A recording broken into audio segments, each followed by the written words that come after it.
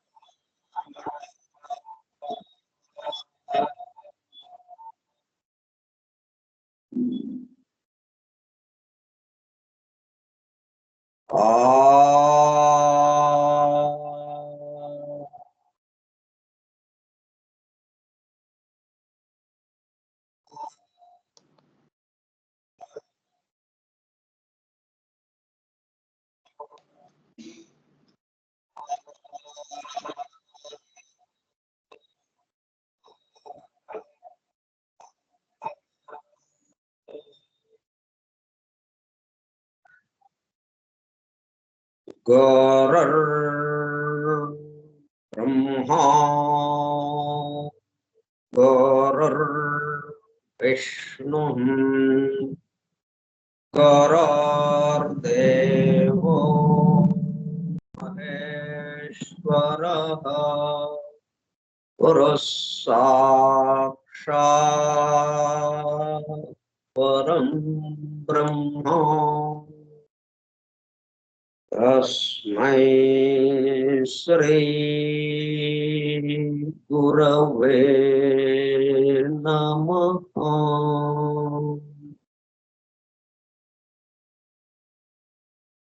व्यासं वसिष्ठनप्तारं शक्तेः पौत्रमकल्मषम् पराशरात्मजं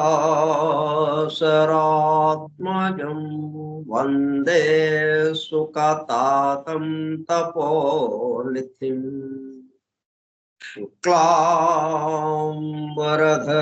विष्णु शशिवर्णं चतुर्भुजं प्रसन्नवदनं ध्यायेत् सर्वविघ्नोपशान्तये।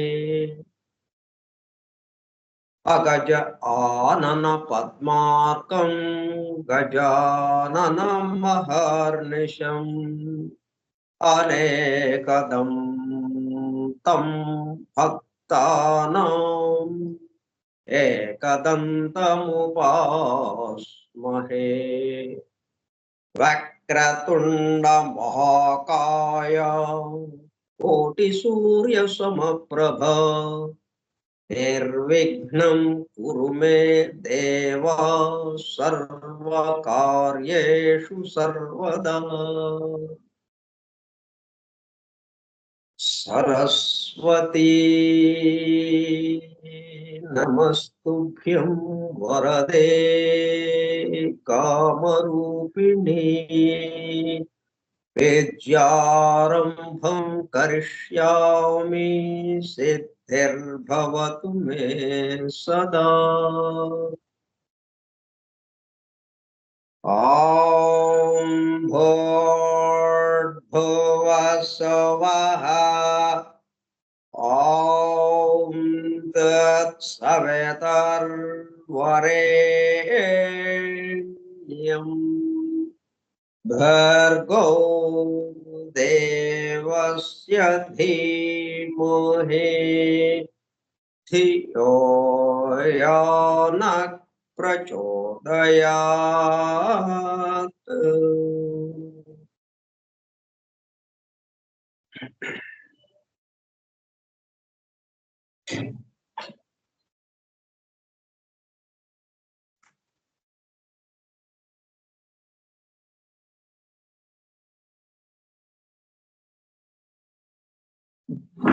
Vasudev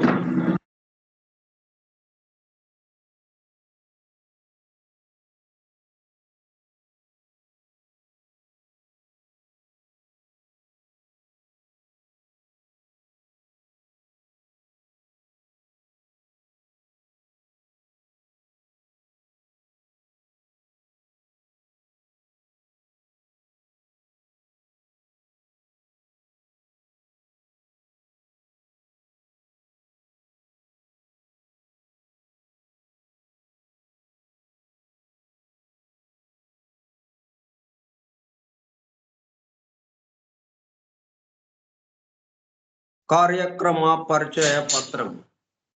forum for truth seekers, సత్యాన్వేషకుల బృందము.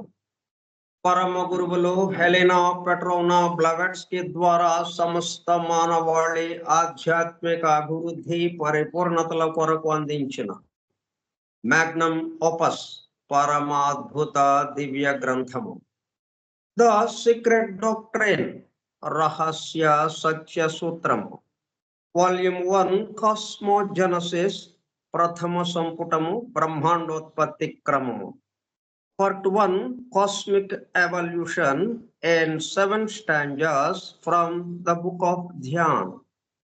ప్రథమ భాగము ధ్యాన గ్రంథములోని 7 స్టాంజాస్ లో వివరింపబడిన బ్రహ్మాండ పరిణామము. గ్రంథ పఠనము, అధ్యయనము, అవగాహన, ఆత్మదర్శనము కార్యక్రమము.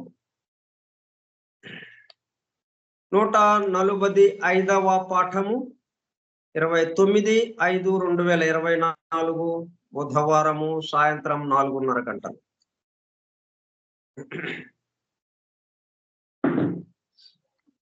ద సీక్రెట్ డాక్ట్రైన్ స్కైప్ గ్రూపులో సుదూర ప్రాంతాలలో ఎవరింట్లో వారు హాయిగా విశ్రాంతి తీసుకుంటూ ఏకకాలంలో ఒకేసారి ఏమి చేస్తున్నాము? వింటున్నాము. ఏమి వింటున్నాము? శాస్త్ర సాంకేతిక రంగంలో ఎంతో వేగముగా పురోగమిస్తున్న ప్రస్తుత కాలంలోని మానవాళి అదే వేగముతో ఆధ్యాత్మిక రంగంలో కూడా పురోగమించుటకు వీలుగా ప్రపంచంలోని అన్ని జాతుల మతముల పవిత్ర గ్రంథములలో పొడుపు కథల రూపంలో అర్థము అవనట్లుగా ఉన్న సృష్టి రహస్యములను, సృష్టి అమరిక కూర్పును బహిర్గతం చేసి మానవాళికి అందించి వాటి అవగాహన ద్వారా ఆత్మదర్శనము పొందుట అను దివ్య ప్రణాళిక అమలు పరచబడుటకు పరమ గురువులు మేడం హెలినా పెట్రోవ్నా బ్లవెట్స్కీ ద్వారా అత్యద్భుతముగా అందించిన ద సీక్రెట్ డాక్ట్రైన్ గ్రంథంలో బాహాటముగా ఇవ్వబడిన అతి నిగూఢములైన సృష్టి రహస్యములు, వాటి మూలము, గ్రంథ హృదయమును చేరు పద్ధతులు తెలుసుకోవాలనే తీవ్ర ఇచ్ఛతో, తపనతో సత్యాన్వేషణలో భాగముగా ఎన్నో నిగూఢ విషయములను మరింత లోతుగా తెలుసుకుంటూ సత్యమును చేరు ప్రయత్నంలో మనమందరము ఇక్కడ చేరాము. ఇక్కడున్న అక్షరాలతో కూడుకున్నటువంటి పదాలతో కూడుకున్న వాక్యాలని నేను చదువుతూ ఉన్నాను. ఆ చదవడంలో ఆ వాక్యం అక్కడ ఎలాగ ఉంది అంటే, ఆ పదం, ఆ అక్షరంతో కూడుకున్న పదము ఎంతో నిగూఢమైన అర్థాన్ని తెలియజేస్తూ, బాహ్యంగా మాత్రము అక్షరాల రూపంలో అక్కడ ఉంది. అది దాన్ని చదువుతునేటప్పుడు కల్లా దాంట్లో ఉన్న రహస్యమంతా మనలో ఎక్కడైతే దాగి ఉన్నదో అది మరలా మేల్కొని ఆ రహస్యమే బయటికి నా వాక్కు ద్వారా వ్యక్తమవుతూ ఉన్నది. అంటే నేను మాట్లాడుతున్న మాట, ఇక్కడ రాసినటువంటి ఈ కాగితం మీద రాసినటువంటి అక్షరాలు, ఆ పదాలు, ఆ వాక్యము, నేను పలుకుతున్న వాక్యము రెండు ఒకటిగానే ఉంది.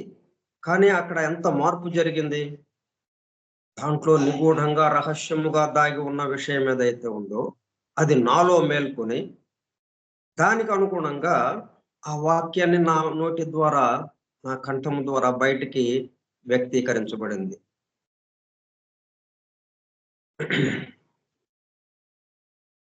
ఇదే పద్ధతి వినేవాళ్ళలో కూడా, వినేవారిలో కూడా ఈ ఈ అక్షరాలతో కూడుకున్న ఈ పదాలతో కూడుకున్నటువంటి ఆ వాక్యం ఏదైతే ఉందో, ఏ అర్థంతో కూడుకుని ఉన్నదో, అది ఏ భావంతో కూడుకుని ఉన్నదో అవన్నీ మేల్కొంచుతూ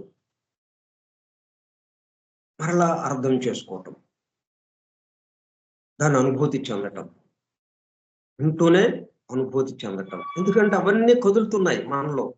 ఆ భావాలన్నీ మనకి తెలియకుండానే అప్రయత్నంగా కదులుతూ ఉన్నాయి. దాంతో చక్కటి అనుభూతి. దుకు వినడం, వినడం అని చెప్పేది. వినడం అంటే ఊరికే పైపైన వింటల్లా మనం. మొత్తం లోపల ఉన్నదంతా బహిర్గతంగా అవుతుంది. పారదర్శకంగా మొత్తం కనిపిస్తుంది. ఎక్కడ ఏది దాగి ఉండలేదు. దానితో పాటు ఆధునిక విజ్ఞానం యొక్క దృష్టి పథము నుండి తప్పిపోయిన తత్వదర్శన అన్వేషణలో అనగా సత్యాన్వేషణ కొరకు కూడా ఈ గ్రంథము దగ్గరకు వచ్చాము. The true student of the secret doctrine is a జ్ఞాన యోగి అని మేడం బ్లావెట్స్కి తన చివరి రోజులలో అన్న మాటలను నిజం చేయటానికి మనమందరము జ్ఞాన యోగిగా ఒకటకు కూడా ఇక్కడ చేరాము. అట్లా ఈ ఒక్కటే కాకుండా ఏది మనం చూస్తున్నా గాని దాంట్లో నిగూఢముగా రహస్యముగా దాగి ఉన్నది ఏదైతే ఉందో ఆ ఎదురుగా ఉన్నది మనకి తెలిసిందంటే అర్థం ఏంటి? దాంతో సహా రహస్యముగా నిగూఢముగా దాగి ఉన్న దానితో సహా మనలోకి వచ్చింది. అంటే మనలో అది మేలు కాంచింది. ఆ మేలు కాంచి దాని యొక్క వ్యక్తీకరణగా మనకి తెలియడం జరుగుతుంది. మొత్తం చూడడము, వినడము వీటిల్లోనే జరిగిపోతూ ఉంది.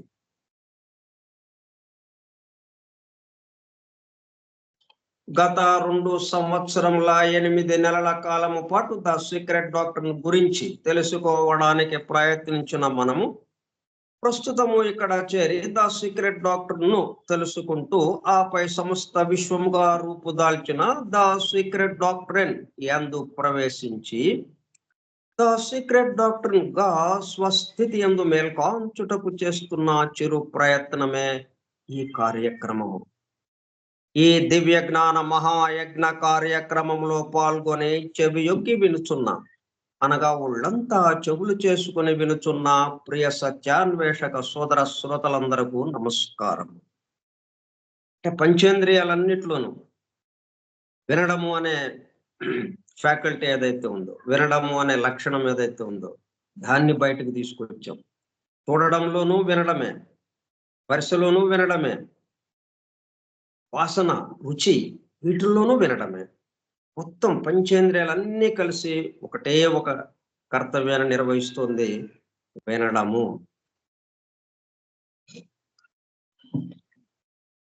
అని బెసెంట్ ద్వారా అందింపబడిన పరం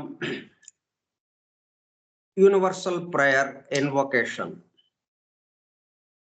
ఓ hidden life vibrant in every autumn, oh hidden light shining in every creature, oh hidden love embracing all in oneness, may each who feels himself as one with thee know he is also one with every other.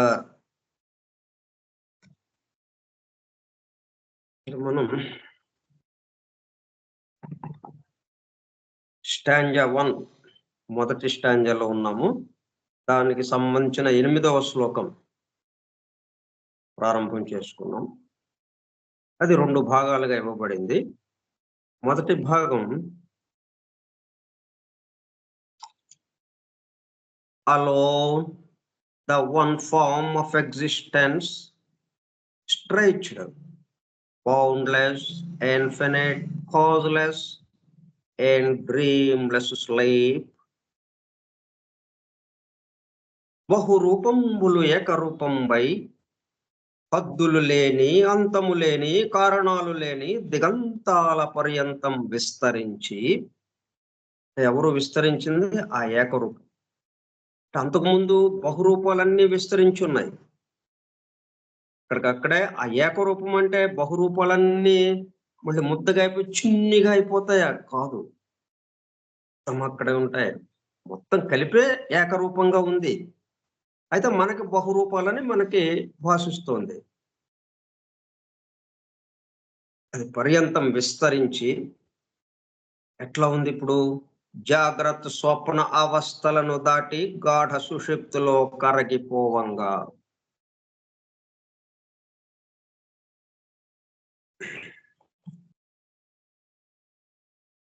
దానికి సంబంధించి వ్యాఖ్యానం రాస్తూ ఏం చెప్తున్నారంటే,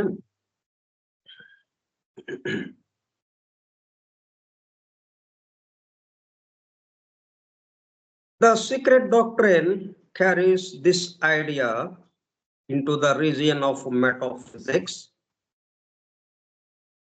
and postulates a one form of existence as the basis and source of all things. ఇప్పుడు మనం 2 రకాలై చెప్పుకున్నాం మనం పైన. మోడర్న్ థాట్ ఎలాగా వస్తుంది? మోడర్న్ థాట్ అంటే మనం ఎక్కడ నిలబడి ఉన్నామో ప్రస్తుతము అక్కడి నుంచి చూడటం. దాన్ని ఆధునిక ఆలోచన సరళి, ఆధునిక ఆలోచన పద్ధతి. Modern thought, the tendency of modern thought. Modern అంటే పాతదాన్ని మోడర్న్ అనం కదా. ఒక 100 సంవత్సరాల క్రితం అప్పుడే ఫోటోలు కానీ అప్పుడు వాటి వస్తువులు కానీ అవి చూస్తూ అట్లాగా ఇలా జరిగింది అలాగా వాడుకునే వాళ్ళ ఆ వస్తువుల్ని. పాపం చాలా వెనుకబడి ఉన్నారు అప్పుడు వాళ్ళు. ఇప్పుడు ఎంతో ఆధునికంగా, నాగరికంగా, అద్భుతమైన సౌకర్యాలతో అద్భుతంగా జీవితాన్ని గడుపుతున్నాం మేము ఇప్పుడు. ఏంటనుకున్నారు అన్నట్టుగా ఉంటుంది ఈ మోడర్న్ థాట్ అనేది. సరే, ఇప్పుడు ఒక 100 సంవత్సరాల తర్వాత పరిస్థితి ఏంటి? ఇప్పుడు మనల్ని అక్కడ బొమ్మలుగా పెడతారు. ఆ 100 సంవత్సరాల తర్వాత వాళ్ళు వస్తారు, వచ్చి మన బొమ్మలు చూస్తారు, మనం ఇట్లా గడిపిన జీవితాన్ని చూస్తారు. వీళ్ళు ఎంత ఎంత వెనుకబాటుతనంగా ఉన్నారు వీళ్ళు. జీవించడమే తెలియలేదు వీళ్ళకి అసలు. ఇప్పటికి హడావుడిగా తిరగటమే గాని ప్రశాంతత అసలు లేనే లేదే వీళ్ళకి. ఎంత అనుభవశూన్యంగా, అనుభూతి లేకుండా ఇట్లా జీవించారేంటి అని మన గురించి 100 సంవత్సరాల తర్వాత వాళ్ళు ఆధునికులము అనుకుంటూ వాళ్ళు అంటారు మనల్ని.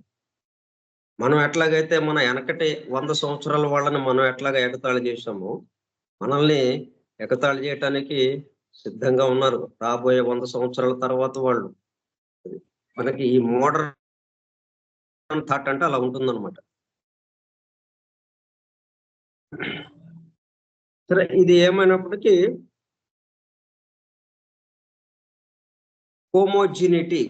జీనియటీ అనే దాని నుంచే హెటరోజీనియటీ అభివృద్ధి చెందింది అన్నది అది తిరుగులేనిది. అంటే ఏకత్వం నుంచే అనేకత్వం వచ్చింది. ఒక రూపం నుంచే ఒక రూపమే అనేక రూపాలుగా మారింది.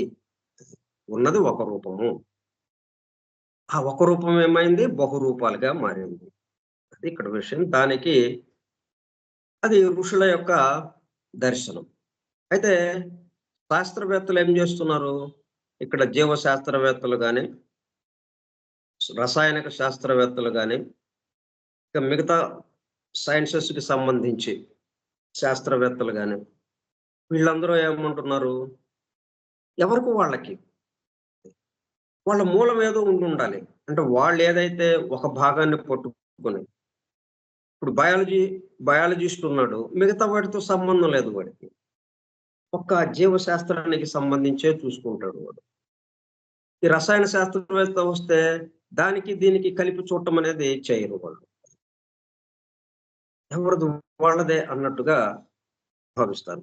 అలాగే ఫిజికిస్ట్ వస్తే ఫిజిక్స్ కి సంబంధించిన వాడి దానికి సంబంధించిన వాడిది వేరు అన్నట్టుగా చూస్తుంటారు.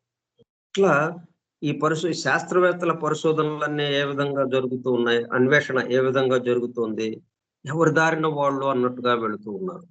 డిఫరెన్షియేషన్, వైరుధ్యాలతో.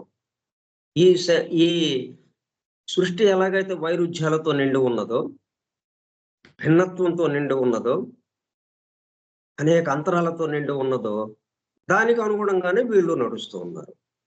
దీనికి ఆధారమైనటువంటి ఆ ఏకత్వం అన్నదే పట్టుకోకుండా అంటే పట్టుకోవడానికి ప్రయత్నం చేస్తున్నారు. అన్వేషణ సాగుతూ ఉంది వాళ్ళది. ఈ రోజు కాకపోయినా రేపైనా పట్టుకుంటారు. అయితే ఈ లోపల ఏం జరుగుతోంది? వాళ్ళు చేసే పరిశోధనల వల్ల ఏం జరుగుతోంది? కొన్ని కొత్త విషయాలు కనిపెట్టడం. ఆ కొత్త విషయాలతో కొన్ని గృహోపకరణం మనకు సౌకర్యవంతంగా ఉండేటట్టుగా కొన్ని సాధనాల్ని కనిపెట్టడం. ఒకప్పుడు మరి నడిచి వెళ్లారు. తర్వాత గుర్రాన్ని ఉపయోగించారు. కొన్ని జంతువుల్ని ఉపయోగించారు మనం వెళ్ళటానికి. ఆ తర్వాత రథం లాంటివి, ఎద్దు బండ్లు లాంటివి అట్లాగా ఉపయోగించుకుంటూ మనం ఒక చోట నుంచి ఇంకో చోటకి ప్రయాణం చేశాం. చాలా కష్టంగా. ఆ తర్వాత ఇంకా రైలొచ్చేసింది. స్టీమ్ ఇంజిన్ వచ్చింది. రైల్లో ప్రయాణం చేసాం. ఇట్లా వీళ్ళు అన్వేషణ సాగించే కొలది కొత్త కొత్త విషయాలు తెలియడం, కొత్త కొత్త వస్తువుల్ని కనిపెట్టడం. చివరికి ఇప్పటికి మనకి ఆధునికంగా మనకి ప్రస్తుతం అందుబాటులో ఉన్నటువంటి అనేక రకాల వస్తువులు. మనం శ్రమ లేకుండా స్విచ్ వేస్తే చాలు. స్విచ్ వేసే పని కూడా లేకుండా తప్పట్లు కొడితే చాలు అన్నట్టుగా. ఇంటికి రాంగానే స్విచ్ వేయక్కర్లేదు. తప్పట్లు కొట్టంగానే వెంటనే లైట్ వెలగటం. ఆ బల్బు వెలగటం. ఇట్లాగా ఎన్నెన్నో రకాలయి చక్కగా తయారు చేసుకుంటున్నాం. ఇప్పుడు ఈ అన్వేషణ ఏమైంది? ఈ వస్తువుల దాంట్లో పడిపోయింది. కొత్త వస్తువులు కనుక్కోవడంలో పడిపోయింది. వీటికి కారణమేంటి? మూలమేంటి? ఈ అన్ని రకాల మూలాలకి ఎవరి దానికి సంబంధించి వాళ్ళది అన్నీ కలిపి ఒకటే మూలం ఉన్నదా? ఇన్ని రకాల మూలాలున్నాయా? అని ఈ అన్వేషణ కొనసాగట్ల. ఆగిపోతా ఉంది. ఎందుకని? ఈ వస్తువులు తయారు చేసే రందిలో ఉన్నారు. ఈ గొడవలో పడ్డారు. కొత్త కొత్త వస్తువులు తయారు చేయటం. అది ఒక అవరోధంగా ఇప్పుడు సైన్స్‌కి పెద్ద అవరోధంగా అదొకటి నిలబడింది. వీళ్ళు త్వరగా ముందుకి వెళ్ళటానికి లేకుండా. సరే. ఇట్లా జరుగుతుంటే వీళ్ళిద్దరి మధ్యన ఉండి 'ద సీక్రెట్ డాక్టర్' ఏం చేస్తుంది?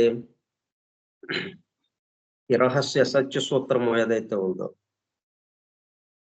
Carries this idea into the region of metaphysics. Metaphysics అంటే పూర్తిగా వేదాంతపరంగా దర్శనము అని అట్లాగూ చెప్పకుండా, పూర్తిగా ఈ సైంటిస్టులు ఏం చెప్తున్నారో వీళ్ళది చెప్పకుండా, మధ్యస్థంగా ఈ రెండిటిని కలుపుతూ మెటాఫిజిక్స్‌లోకి తీసుకువెళ్లారు. అక్కడి నుంచి చెప్పడం మొదలుపెట్టారు 'ద సీక్రెట్ డాక్టర్' అని. దివ్య జ్ఞానానికి సంబంధించింది ఏదైతే ఉందో.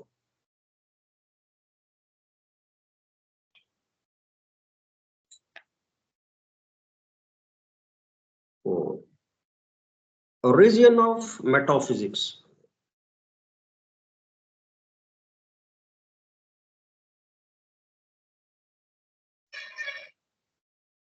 అంటే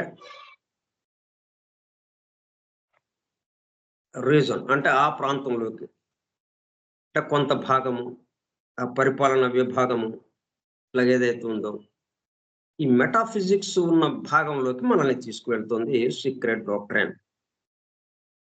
మెటాఫిజిక్స్ అంటే తత్వ విచార సంబంధమైన అప్రత్యక్షమైన అంటే నేరుగా మనకి కనపడటానికి కుదిరేది కాదు ఇది. ఎందుకంటే మన దగ్గర దానికి సంబంధించిన పరికరాలు లేవు. మనకి అంతకుముందు అసలు మన దేహంలో రక్త ప్రసారం ఎట్లాగుందో, రక్తం ఎలాగుందో తెలియని పరిస్థితి. దానికి సంబంధించిన పరికరాలొచ్చిన తర్వాత ఒక 300, 400 సంవత్సరాల క్రితం అప్పుడు రక్తము, దానికి సంబంధించిన విషయాలు బహిర్గతమైనాయి. అట్లా పరికరాలు పెంచుకుంటూ వచ్చేటప్పటికల్లా ఇప్పుడు మన బ్రెయిన్‌లో, మెదడు భాగంలో లోపలెక్కడో ఆ నరాల్లో, ఆ రక్తనాళాల్లో ఎక్కడైనా చిన్న గడ్డ కట్టినట్టు ఉంటే, అది గూడా బయటికి కనిపించేటట్టుగా చేసే పరికరాలు మనకి అందుబాటులో ఉన్నాయి ఇప్పుడు. ఒకప్పుడు అది లేదు.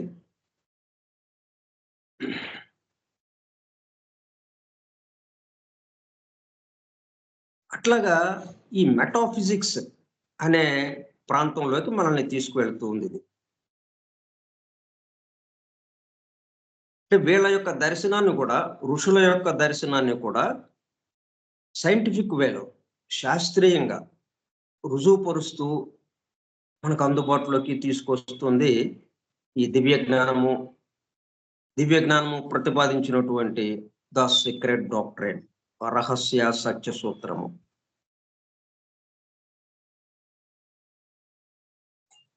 ఇది అప్రత్యక్షంగా ఉంటుంది, ప్రత్యక్ష ప్రమాణంగా ఉండదు, అనుమాన ప్రమాణంగా ఉంటుంది.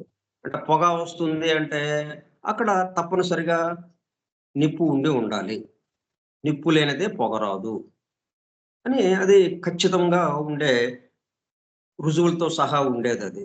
దాంట్లో ఎవ్వరు ఏమాత్రము అనుమానం చెందరు, అనుమానం పెట్టరు. ఏదైనా పొగ వచ్చింది అంటే ఏదో రకంగా అది నిప్పుకి సంబంధించిందిగానే ఉంటుంది. అది ఏ నిప్పైనా కావచ్చు.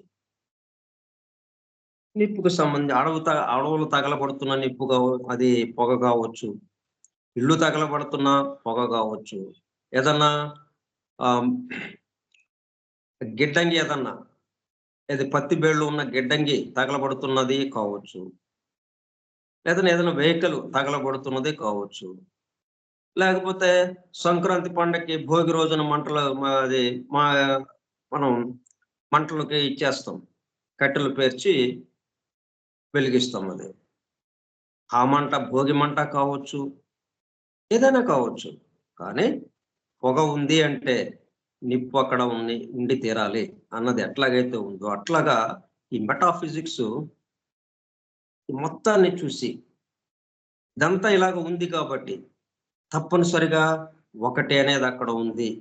బహురూపాలు ఇక్కడ ఉన్నాయి కాబట్టి, ఈ బహురూపాలకి ఆధారంగా ఒకే పదార్థం, ఏక పదార్థం ఒకటి తప్పనిసరిగా అక్కడ ఉండాలి అని తీర్మానం చేసి, అది మనకి ఆ ప్రాంతానికి మనల్ని తీసుకువెళ్ళి,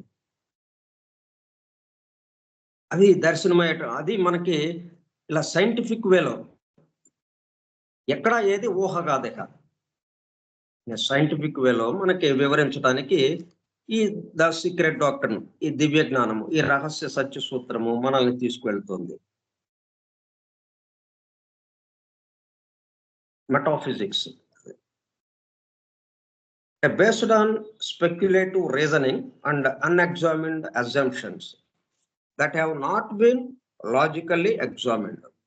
అంటే మనం అది పరీక్ష చేయడానికి వాటిని లాబొరేటరీలోకి తీసుకువెళ్ళి అట్లా పరీక్ష చేయటానికి మనకు అందుబాటులో ఉండేది కాదు ఇది. ఎందుకంటే దాంట్లో భాగమై ఉన్నాం మనం.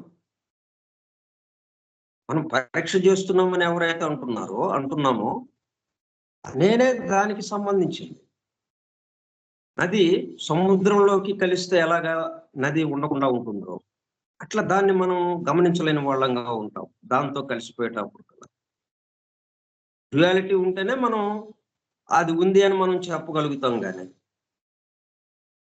మన నిజమైన స్థితి ఏంటి అంటే మనం లేమిక. ఉన్నదే ఉంటుంది. అట్లా మెటాఫిజిక్స్‌కి సంబంధించినటువంటి వాటికి సంబంధించిన పోస్టులేట్స్, ఆ మూల సూత్రముగా సర్వసమ్మతమైన విషయం అది. సిద్ధాంతముగా ఆ సిద్ధాంతాన్ని ముందుకు తీసుకొచ్చి and postulates a one form of existence as the basis and source of all things. కాబట్టి మొత్తానికి ఆధారం ఏంటి? పునాది ఏమిటి? పునాది, బేసిస్ అండ్ సోర్స్, మూలము. ఆ పునాది మూలము ఏంటన్నమాట? వన్ ఫార్మ్ ఆఫ్ ఎగ్జిస్టెన్స్, ఏకరూపత ఉన్నటువంటి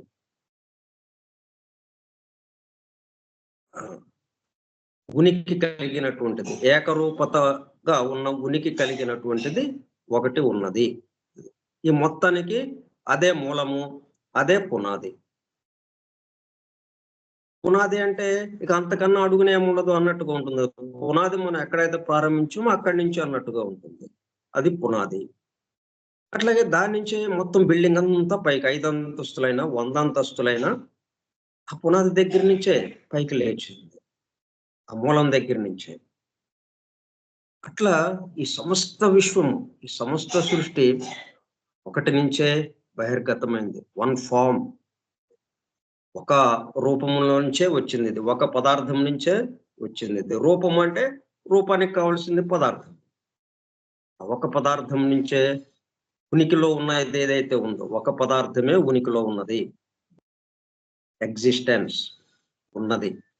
ఉనికి, ఆ స్థితి, ఒక స్థితిలో ఏదైతే ఉందో, ఒక పదార్థమే అక్కడ ఉంది.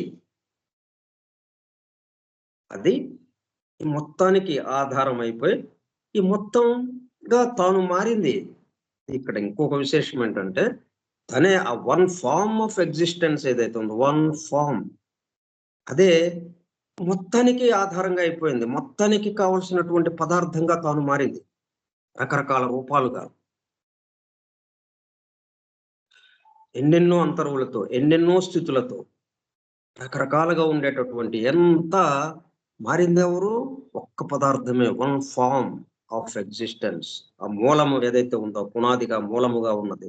Base and source of all things. అది సిద్ధాంతీకరించింది ఈ ద సీక్రెట్ డాక్ట్రైన్, ఈ రహస్య సత్య సూత్రము. ఈ రెండింటికి మధ్యస్థంగా అంటే రెండిటినే కలుపుకుంటూ వీళ్ళేం చేస్తున్నారు సైంటిస్టులు? దేనికి దానికి సంబంధించి మూలానికి వెళ్దామని వాళ్ళు ప్రయత్నం చేస్తున్నారు, వాళ్ళు అన్వేషిస్తున్నారు. అరే బాబు, మీరు మూలం దగ్గరికి వెళ్దాం అనుకుంటున్నారు, ఎవరి మూలం వాళ్ళదని అనుకుంటున్నారు మీరు. మీ అందరికి సంబంధించిన మూలం ఒక్కటే ఉంది అక్కడ. అదే ఇటు కెమిస్ట్రీగా వచ్చింది, అటు బయాలజీగా వచ్చింది, ఇటు జువాలజీగా వచ్చింది, అటు ఫిజిక్స్ గా వచ్చింది అని చెప్తోంది ఇది. ఎవరికైనా కానీ సైన్స్ లో ఎన్ని విభాగాలు ఉన్నాయో అన్ని విభాగాలకి మూలం వన్ ఫార్మ్ ఆఫ్ ఎగ్జిస్టెన్స్. ఇంకేముంది, ఇక సైన్స్ అనేటప్పటికల్లా మొత్తం మనందరం వచ్చేస్తాం. ఇక మొత్తానికి సంబంధించి మూలం ఒక్కటే, వన్ ఫార్మ్ ఆఫ్ ఎగ్జిస్టెన్స్. ఎట్లా చెప్పింది అది? మెటాఫిజిక్స్ ద్వారా. అది కూడా ఫిజిక్స్. మనకి ఏదైనా విషయం చెప్పాలి అంటే ఆ శాస్త్రానికి సంబంధించిన సూత్రాలు వాటిని బట్టి, దీన్ని బట్టి ఇది ఇట్లాగా ఉంది అని వాళ్ళు తీర్మానం చేసి ఒక సిద్ధాంతం తయారు చేసి అవన్నీ ప్రయోగాలు చేసి నిరూపించి మన ముందు పెడతారు. పెట్టి దాంతో కొన్ని వస్తువులు కూడా తయారు చేస్తారు. ఇట్లాగా ఇది ఆచరణలోకి వచ్చేటప్పటికల్లా ఈ సిద్ధాంతం మురికే నోటి మాటలతో కాకుండా దాన్ని ఆచరణలోకి తెచ్చేటప్పటికి ఇదిగో ఇట్లాగా తయారని ఈ వస్తువులను మనం ఉపయోగించుకుంటున్నాం అన్నట్టుగా వాళ్ళు తీసుకొస్తారు ఫిజిక్స్ వాళ్ళు. ఈ మెటా అనేటప్పటికల్లా ఇది మన పంచేంద్రియాలకి దాటింది. అంటే మన యొక్క మనకి దగ్గర ఆ థర్డ్ ఏదైతే ఉందో, ఆ మూడవ కన్ను అని చెప్పుకునేది ప్రస్తుతము పీనియల్ గ్లాండ్ గా ఒక బఠానీ గింజ ఆకారంలో కొంచెం కొద్దిగా పనిచేస్తుంది. అది దాని యొక్క పనితనం 100% అయితే 1% పనిచేస్తుంది పీనియల్ గ్లాండ్ గా ప్రస్తుతము. అది క్రమక్రమంగా 6th 7th రేస్కి వచ్చేటప్పటికల్లా మరలా మొత్తం పూర్తి 100%తో పనిచేసేటట్టుగా అది మార్పు చెందుతుంది రాబోయే రోజుల్లో. అంటే ఎప్పుడు ఎవరిని ఏది అనకూడదు మనం. ఇప్పుడు మన దగ్గర బఠానీ గింజంత సైజులో ఆ పీనియల్ గ్లాండ్ మన మెదడులో లేకపోతే అప్పుడు మూడో కన్ను ఎక్కడి నుంచి వస్తుంది వాడికి? అయ్యా, 6వ మూల జాతి చివరిలోనో మధ్య నుంచో లేకపోతే 7వ మూల జాతిలోనో మూడో కన్ను ఎక్కడ తెరుచుకుంటుంది వాళ్ళకి? ఇక్కడ ఇది ఉంది కాబట్టి అప్పుడు వాళ్ళు మనల్ని చూసి ఏహే వీళ్ళకి అసలు ఏమీ తెలియదు, మూడో కన్ను ఉందన్న విషయమే తెలియదు, వీళ్ళు ఆ 2 కళ్ళతోనే ఆ కొద్ది దూరం చూసుకుంటా ఆగిపోయారు వాళ్ళు అని అనుకుంటే మరి ఎట్లాగా? మన దగ్గర ఆ బఠానీ గింజంత సైజులో ఉన్న పీనియల్ గ్లాండ్ ఉంది కాబట్టి దీన్ని ఉపయోగించి వాళ్ళు అక్కడ దాన్ని తెరిపించుకోగలిగారు. అక్కడ అది తెరుచుకోగలిగింది మూడవ కన్నుగా. కాబట్టి వీళ్ళ వల్ల మనకి మూడో కన్ను చక్కగా తెరుచుకుంది ఇక్కడ మనకి అని ఎప్పటికప్పుడు ఎక్కడికక్కడ మన ప్రాచీనమైన వాళ్ళకి మన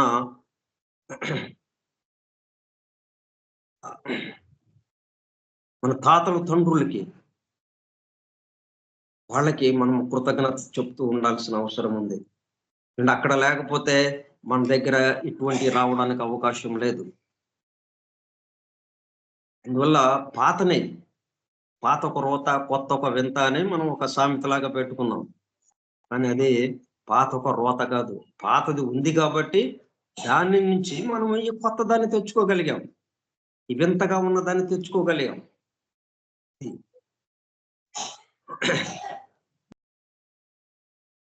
కాబట్టి మెటాఫిజిక్స్ ద్వారా ఒక సూత్రాన్ని మనకు అందజేశారు. One form of existence as the basis and source of all things. ఇప్పుడు ఇది సైంటిస్టులను చాలా మందిని ప్రభావితులను చేసి వాళ్ళు కూడా ఇట్లాగా మెటాఫిజిక్స్ ద్వారా అంటే మొత్తానికి సంబంధించిన బేస్ అండ్ సోర్స్ ఒకటే అన్న దాంట్లోకి వాళ్ళు కూడా వచ్చి ఐన్స్టీన్ లాంటి వాళ్ళు మహామహులు కొంతమంది సైంటిస్టులు, థామస్ ఆల్వా ఎడిసన్ అయినా ఇట్లా వీళ్ళందరూ కూడా ఈ వన్ ఎగ్జిస్టెన్స్ ఒకటి ఉన్నది, ఆ ఒకటే ఇన్ని రూపాలుగా మారింది. ఎందుకంటే సైంటిస్టులు ఏది చేసినా కానీ మనకి ఆ చోటులో ఉన్నదాన్ని ఉపయోగించే కదా కొత్తగా ఏదన్నా వీళ్ళు తయారు చేయగలిగారా వాటిని. కాకపోతే వీళ్ళు తయారు చేసిందేంటి కాంబినేషన్, అక్కడ ఒకటి ఇక్కడ ఒకటి ఇక్కడ ఒకటి ఒక 2-3 రకాలుగా మనకు దొరుకుతూ ఉంటే ఆ మూడింటిని కలిపారు వీళ్ళు. ఆ కలపడం కూడా అంతకుముందు దాంట్లో ఉంది కాబట్టి ఆ చోటులోనే దానికి సంబంధించింది కూడా ఇలా కలిపితే ఎట్లాగుంటుందో కూడా ఉంది కాబట్టి వీళ్ళు కలపగలిగారు. ఇట్లా మొత్తం అక్కడ ఉంటేనే దాన్ని చూసుకుంటూ వీళ్ళు ముందుకు వెళ్ళగలుగుతున్నారు. కాబట్టి వీళ్ళు కొత్తగా తెచ్చింది లేనే లేదు, మొత్తం పాతదే ఉన్నదే ఎల్లప్పుడూ ఉండేదే, కొత్తదనం అనేది లేనే లేదు.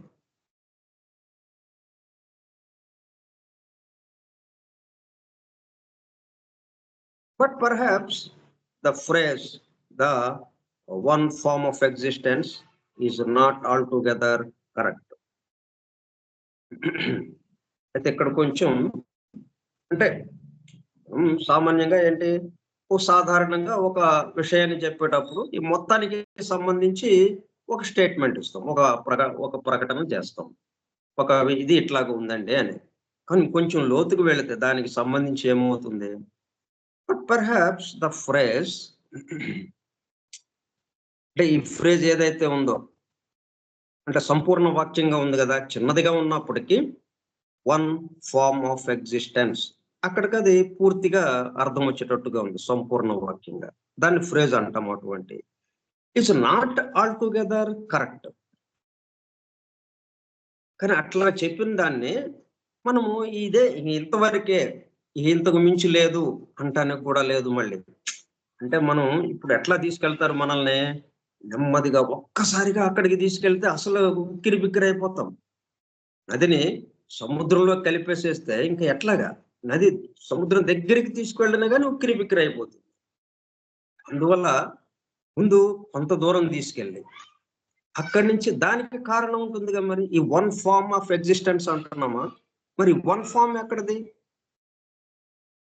దీనికి ఏదో ఉండాలి కదా అన్నట్టుగా. కాబట్టి ఈ వన్ ఫార్మ్ ఆఫ్ ఎగ్జిస్టెన్స్ అన్నది మళ్ళీ అది కరెక్ట్ కాదు. అది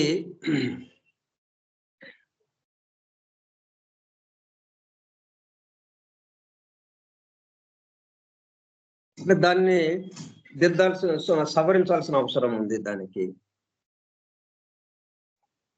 అది స్టేట్మెంట్ కొంతవరకే మనకి విషయాన్ని చెప్తోంది. అంటే పూర్తి విషయము దాంట్లో దాగి ఉన్నప్పటికీ పూర్తి విషయం మనకి రావటం లేదు, మనకు అందటం లేదు, మనలో దానికి సంబంధించింది మేల్కోవటం లేదు. ఆ ఫ్రేజ్ని ఆ వాక్యాన్ని మనం చదివినప్పుడు అందుకని ఏమన్నాడు, all together correct, all together not correct. All together అంటే మొత్తం కలిసి ఆ వన్ ఫార్మ్ ఆఫ్ ఎగ్జిస్టెన్స్ ఏదైతే ఉందో ఇది మొత్తం కలిసి నాట్ కరెక్ట్. అంటే దీన్ని సవరించాల్సిన అవసరం ఉంది, సరిచేయాల్సిన అవసరం ఉంది, దిద్దుబాటు చేయాల్సిన అవసరం ఉంది. ఎందుకని? ది సాంస్క్రిట్ వర్డ్ ఈస్ ప్రాభవప్యయ, ప్రాభవప్యయ, ప్రాభవప్యయ. దీనికి సంబంధించి అంటే ఇంగ్లీష్లోకి వచ్చినప్పటికల్లా మనం ఏం చేసామంటే వన్ ఫార్మ్ ఆఫ్ ఎగ్జిస్టెన్స్ అన్న పదాన్ని వాడాము. కానీ అది పూర్తి అర్థాన్ని ఇవ్వలేకపోతుంది. కెపాసిటీ సరిపోవటంలా, ఆ పదాలకి ఉన్నటువంటి కెపాసిటీ, ఆ పదాలు ఎంతవరకు ఏ మేరకు మనకి ఆ భావాన్ని ఇవ్వగలదో అది పూర్తిగా సరిపోవటం లేదు. అది కొంతవరకే సరిపోతుంది. అందువల్ల దాన్ని దిద్దుబాటు చేయవలసిన అవసరం ఉంది, సవరించుకోవాల్సిన అవసరం ఉంది. అంటే మనం ఒకవేళ ఇది ఇంతేనండి అని చెప్పి ఇక్కడితో ఆగిపోతారేమోనని మళ్ళా మనకి హెచ్చరిక చేస్తూ, ఇది ఇంకా లోతైన విషయంగా ఉంది. ఇది ఏంటది?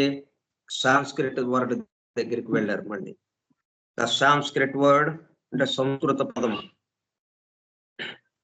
ఎందుకంటే మొత్తానికి ఆధారము ఆ సంజారు భాష తర్వాత మరలా సంస్కృతం. ఈ మొత్తం జ్ఞానానికి ఆధారం, ఈ విజ్ఞానానికి ఆధారం సంస్కృత భాష. అది సంపూర్ణంగా ఆ భావాన్ని వెలుగుచ్చగలదు.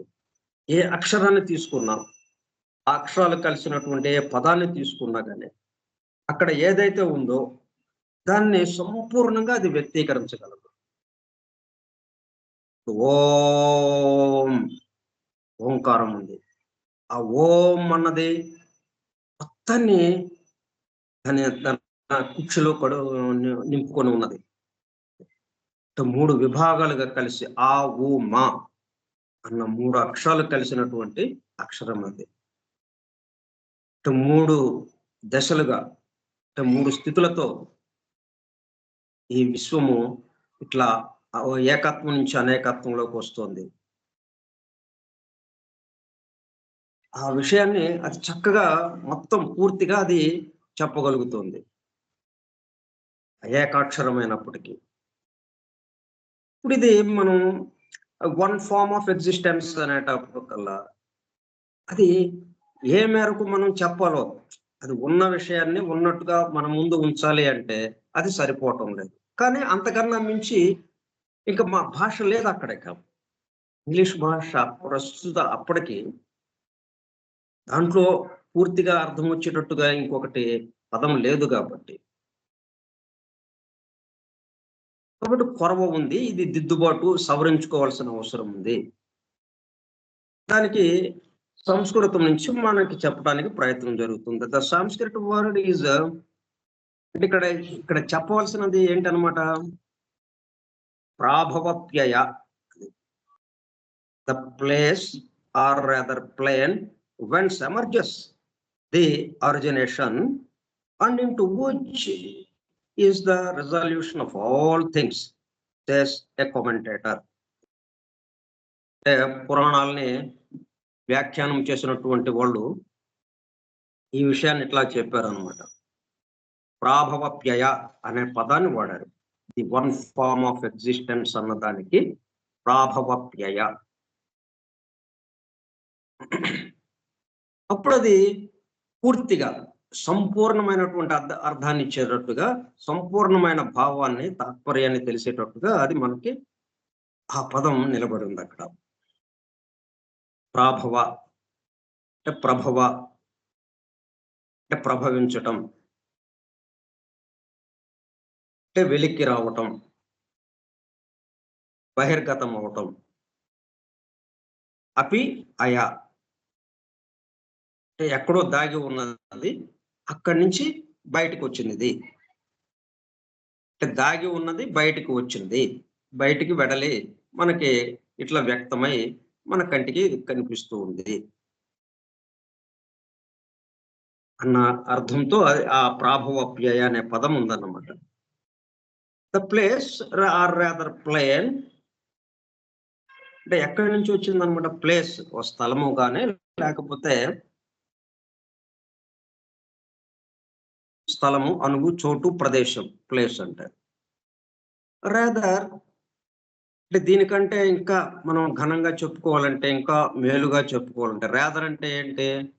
రాదర్ అనే పదం ఎప్పుడు ఉపయోగిస్తాము? రెండిటి మధ్యన ఇది ఉపయోగిస్తాము.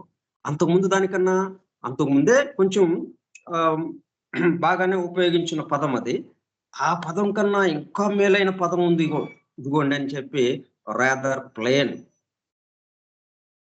అంటే సమమైన తలంగా ఉండేది. సమతలం, లోకం అన్నట్టుగా ఉండేది ఏదైతే ఉందో, అక్కడి నుంచి ఆ సమతలం నుంచి అంటే ఇప్పుడు ఈ రహస్య క్రతు శాఖ ఒకటి ఉన్నది. దాంట్లో ఒక ప్రశ్న ఉంటుంది. ఎక్కడ కలుస్తాం మనం? సమతలం మీద కలుస్తాం. అంటే మొత్తం ఎక్కడి నుంచి ప్రభవిస్తోంది? సమతలం నుంచి ప్రభవిస్తోంది. సమం, సమతలముగా ఉన్న చోట నుంచి ఇదంతా వస్తోంది అన్నదానిగా. Or rather plane whence emerges అంటే ఎక్కడి నుండి ఇది పైకి తేలుతోందో, బయటికి వస్తోందో, తాగిన స్థలం నుండి బయటికి వస్తూ ఉన్నదో. ఎమర్జ్ అంటే మెర్జ్, ఎమర్జీ 2 పదాలున్నాయి మనకి. మెర్జ్ అంటే కలిసిపోవటం, కరిగిపోవటం, ఒకటిగా అయిపోవటం. ఎమర్జీ దాంట్లో నుంచి బయటికి రావటం. బయటకొచ్చిందంటే ఎక్కడో వేరే చోట నుంచి కాదు. దాంట్లో నుంచే అదే ఇదిగా మారటం. ఎమర్జ్ బయటికి తేలటం అదనమాట. పైకి తేలటం, బయటికి రావడం, దాగిన స్థలం నుండి బయటికి రావడం అనేది ఎమర్జ్ అంటే. వెన్స్ ఎమర్జెస్ ఎక్కడి నుండి వస్తుందో ఇది. The origination. ఆరిజినేషన్ అంటే ఉత్పాదన. బ్రింగింగ్ ఇంటూ ఎగ్జిస్టెన్స్ ఉత్పత్తి అవ్వటం. అంటే వ్యక్త రూపంలోకి రావటం. అంతకుముందు అవ్యక్తంగా ఒకటిగా ఉన్నది. వ్యక్తమైంది అంటే అర్థం ఏంటి? బహురూపాలకు వచ్చేసినట్టు. కాబట్టి origination and into which is the resolution of all things. And into which మళ్ళీ దేంట్లోకి రిజల్యూషన్ అంటే మళ్ళా నిశ్చయం, స్థిరమతిగా అంటే నిశ్చయించుకున్న ఉద్దేశం, దృఢంగా నిలవటం. ఉత్పత్తి అవ్వటం ఎక్కడైతే ఉత్పత్తి అయిందో అక్కడే అది దృఢంగా నిలబడటం. ఆ తర్వాత మళ్ళీ అక్కడే మెర్జ్ అయిపోవడం. అంటే సృష్టి, స్థితి, లయము ఈ 3 వేరే వేరే చోట్ల ఉన్నాయా? సృష్టి ఒకటి, ఆయన ఎక్కడో ఉంటాడు. అంటే వీళ్ళకి వేరే వేరే లోకాలు పెట్టాం కదా! బ్రహ్మలోకము, వైకుంఠము, కైలాసము అనే 3 లోకాలని అన్నట్టుగా చెప్తున్నాం మనం. కానీ 3 లోకాలుగా లేదక్కడ. ఎక్కడైతే ప్రభవిస్తోందో, ఎమర్జ్ అవుతుందో అక్కడే నిలబడి ఉంటుంది కాసేపు. మళ్ళీ అక్కడే లయమైపోతుంది. సృష్టి, స్థితి, లయము. ఇంత ఉంది దాంట్లో. వన్ ఫార్మ్ ఆఫ్ ఎగ్జిస్టెన్స్ అన్న దాంట్లో ఇంత అర్థం ఉంది. అయితే మరి ఆ పదము అంత అర్థాన్ని ఇవ్వగలుగుతుందా? ఏదైతే లోపల దాగి ఉన్నది, బయటికి ప్రభవిస్తోందో, అక్కడే నిలబడి ఉందో కాసేపు, కొద్దిసేపు, కొద్దిసేపు అంటే కోట్ల సంవత్సరాలు. మరలా లయమైపోతుందో, అక్కడే లయమైపోతుంది. అక్కడే నిలబడింది. అక్కడే ప్రభవించింది. ప్రభవించిన చోటే నిలబడి ఉంది. ఆ నిలబడిన చోటే లయమైపోయింది. ఇట్లాగ ఉందది. అది ఎవరు చెప్పారు ఆ విషయము? ద సాంస్క్రిట్ వర్డ్ ఈజ్ ప్రాభవప్యయ. The place or rather plane whence emerges the origination and into which is the resolution of all things, says a commentator. అంటే దీనికే మనకి భాగవతం 8వ స్కంధంలో 73వ పద్యం, అంటే గజేంద్ర మోక్షణం, 8వ స్కంధంలో గజేంద్ర మోక్షణము ఘట్టం వస్తుంది. అంటే అనేక రకాల ఘట్టాలతో కూడుకుని ఉన్నది ఆ భాగవతం అన్నది. దాంట్లో ఒక ఘట్టము, అంటే ఒక సన్నివేశము గజేంద్ర మోక్షణం. గజేంద్రుడు మోక్షాన్ని పొందిన విధము, అంటే తనని పట్టి పీడించినటువంటి ఆ ముసలి నుంచి కాపాడబడ్డ విధం. అంటే ముసలి అంటే అది సంకేతం. ఇదంతా ఆ ఆ ఏనుగొచ్చి ఆ సరస్సు దగ్గరికి వస్తే ఆ సరస్సులో నీళ్లు తాగుతుంటే ఇది ముసలి వచ్చి దాన్ని పట్టుకొని చంపేయడానికి చూస్తుంది. అప్పుడు ఇది ప్రార్థించింది. అప్పుడు ఆయన వైకుంఠం నుంచి వచ్చి ఈయన గజేంద్రుని రక్షించాడు. అంతా ఏంటంటే సంకేతాత్మకమైనది. దాంట్లో ఏంటి, మనమందరము గజేంద్రుడికి మనందరి యొక్క ప్రతినిధిగా గజేంద్రుడిని అక్కడ పెట్టారు. ఎందుకు అట్లాగా పెట్టారు? మరి మనందరము దేంతో బాధపడుతున్నాం? ముసలి మనల్ని పట్టుకుని ఉందా? ఎప్పటికైనా కానీ మనల్ని, మన ప్రాణాలను హరించేటట్టు ఉంది కదా. ఏంటి? కర్మఫలం. కర్మఫలము ముసలిగా, ఆ కర్మ మన యొక్క అందరి కర్మఫలాలకి సంబంధించి సంకేతంగా అక్కడ ముసలిని పెట్టారు. మనందరినీ ఈ సంకేతంగా ప్రతినిధిగా అక్కడ ఏనుగుని పెట్టారు, గజరాజుని పెట్టారు, గజేంద్రుని పెట్టారు. అట్లా అర్థం చేసుకోవాలి అది. ఇప్పుడు గజేంద్రుడు ఎట్లాగా రక్షింపబడ్డాడు? దాన్ని మనం అనుసరిస్తే మనం కూడా రక్షింపబడతాము అన్నట్టుగా అది మనకి ఒక క్లూ లాగా ఇచ్చారనమాట. ఇది మనం ఏదో వెతుకుతున్నాం. ఆ వెతికేటప్పుడు ఒక క్లూ ఏదైనా దొరికిందనుకోండి, ఇదిగో ఫలానా చోట ఉండొచ్చండి, బహుశా మీరు అక్కడ చూసి ఉండరేమో, చూడండి అక్కడ ఒకసారి. మనం చాలా రోజుల నుంచి వెతుకుతున్నాం, ఎక్కడా కనపట్లేదు అసలు. సరే వెతుకుతుంటే ఒకళ్ళు చిన్న క్లూ ఇచ్చారు. ఆ క్లూ పట్టుకొని అక్కడ ఎతికాం, అరే దొరికింది, అక్కడే ఉంది అది. అట్లాగా పురాణాల్లో ఉన్నటువంటి కథలన్నీ, పురాణంలో ఉన్న సన్నివేశాలన్నీ, ఘట్టాలన్నీ మనకు ఒక క్లూ లాంటిది. మనకు అన్వయించుకుంటూ అది గనక మనం ఆ ప్రార్థన చేస్తే ఆ పద్ధతిలో మనం రక్షింపబడతాము అన్నట్టు. అంటే ఆ బంధాల నుంచి తొలగింపబడతాము. ఆ బంధాలకి బంధాలుగా ఉండవు. ఎందుకంటే అంతకుముందే బంధాలు లేవు కాబట్టి.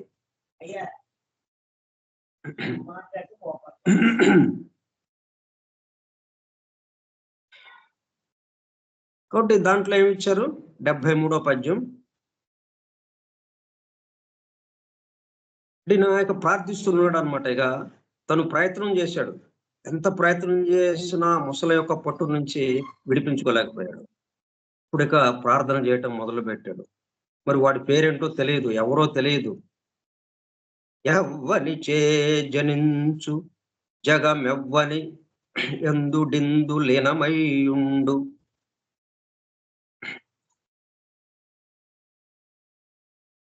అన్నట్టుగా ఇక ఎవరి దీన్ని సృష్టించింది ఎవరో తెలియదు నాకు, అసలు పేరు తెలియదు నాకు, కానీ సృష్టించాడు కదా.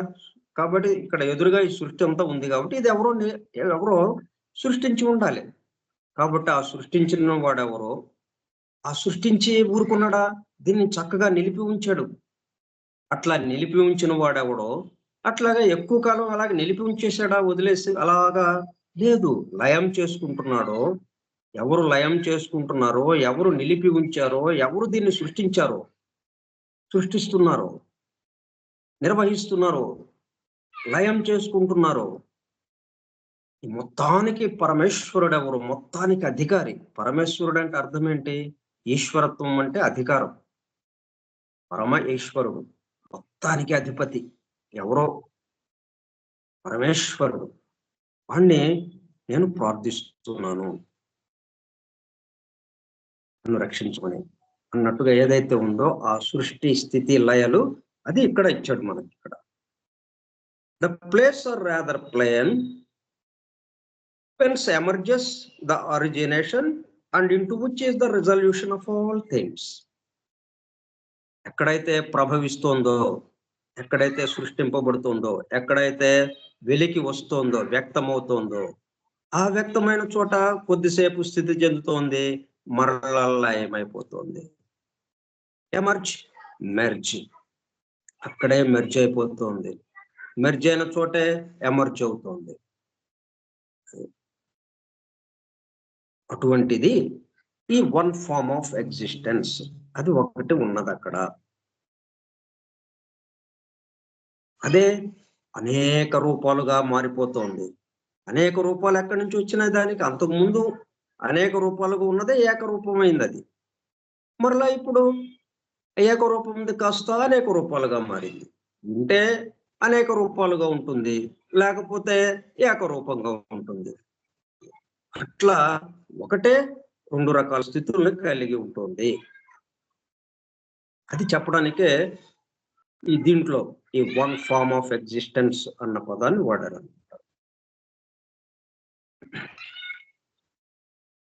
ఆ మాదిరిగా మనం సాంస్క్రిట్ వర్డ్ ఏదైతే ఉందో, సంస్కృత పదం ప్రాభవప్యయ అన్న పదాన్ని ఇది సరిపోతుంది. ఇప్పుడున్న మనం చెప్తున్న అర్థం వచ్చేటట్టుగా పూర్తి సంపూర్ణ అర్థాన్ని అది ఇవ్వగలుగుతుంది.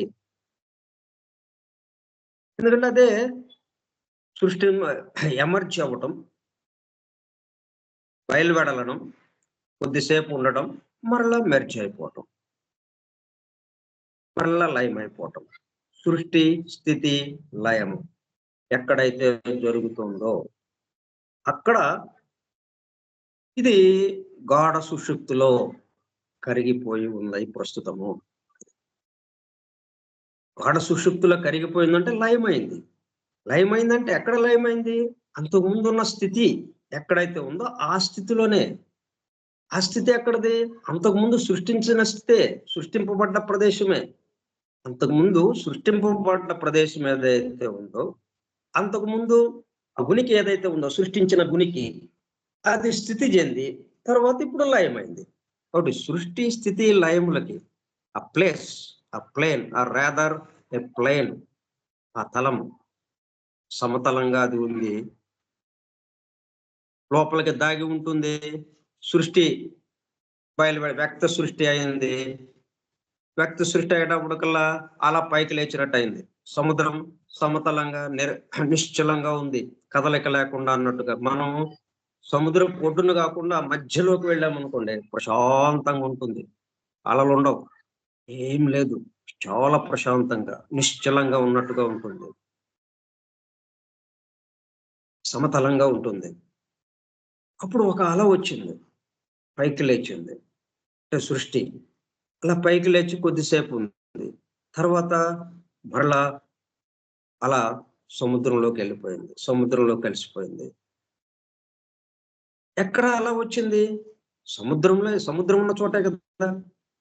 తను ఎక్కడ ఉందో సముద్రమే అలాగా మారింది. మరలా అలా మెర్జ్ అయిపోయింది, లయం అయిపోయింది సముద్రంలోకి. సముద్రం నుంచి సృష్టింపబడింది లయం అలా కొద్దిసేపు ఉంది, స్థితి చెందింది, మరలా సముద్రంలోకి లయం అయిపోయింది. అక్కడే జరిగింది. అట్లాగే ఇది కూడా ఈ మొత్తం సమస్త సృష్టి అక్కడే. ఎక్కడ సృష్టింపబడిందో అక్కడే స్థితి చెంది ఉన్నది. ఎక్కడ సృష్టి స్థితిలు చెందినయో, ఎక్కడ సృష్టింపబడి స్థితి చెంది ఉన్నదో అక్కడే లయమైపోయింది. దానికి ప్రాభవప్యయ అన్న పదాన్ని వాడారు. అది చక్కగా సరిపోయింది దానికి. ఆ భావం మొత్తాన్ని అది మనకి తెలియజెప్తూ ఉంది. అయితే వన్ ఫార్మ్ ఆఫ్ ఎగ్జిస్టెన్స్ అట్లా ఉందండి అది అన్నట్టు ఉంది, కానీ ఇవన్నీ జరుగుతున్నాయని అర్థం దాంట్లో రావట్లేదు కదా మనకి. అందుకని నాట్ కరెక్ట్. దాన్ని సవరించాల్సిన అవసరం ఉంది. ఆ పదాన్ని కొంత మేరకు అది అర్థాన్ని తీసుకొచ్చింది చాలా వరకు. ఇంతవరకు ఇంగ్లీష్ లో ఉన్నటువంటి ఇంతవరకు మన భావాలన్నిటినీ ఒక కొలిక్కి తీసుకొచ్చి దాదాపుగా దగ్గరికి తీసుకొచ్చింది. ఇంకా అక్కడ వదిలేసిందనమాట. అది సరిపోలేదు దానిది. అప్పుడు మనం సంస్కృత పదాన్ని బయటకి తీసుకొచ్చాం. బావుంది. ఇంకా దీనికి సంబంధించి కొన్ని విషయాలు మనం వచ్చే సోమవారం నాడు చెప్పుకుందాం.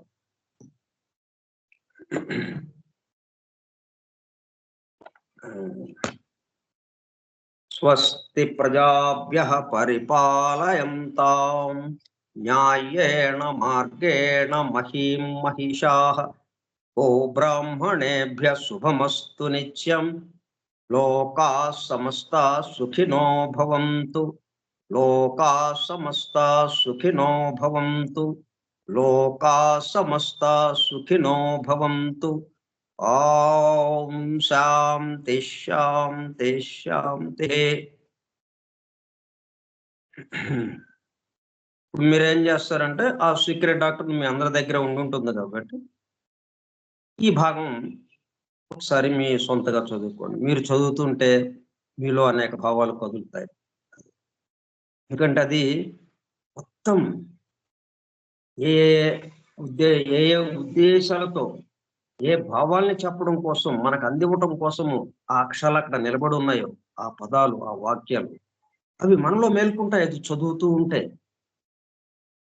మనలో మేల్కొనే అవి మనకి దర్శనమిస్తూ ఉంటుంది. ఇట్లా చదువుకున్నాం. ఓకే. వాసుదేవ.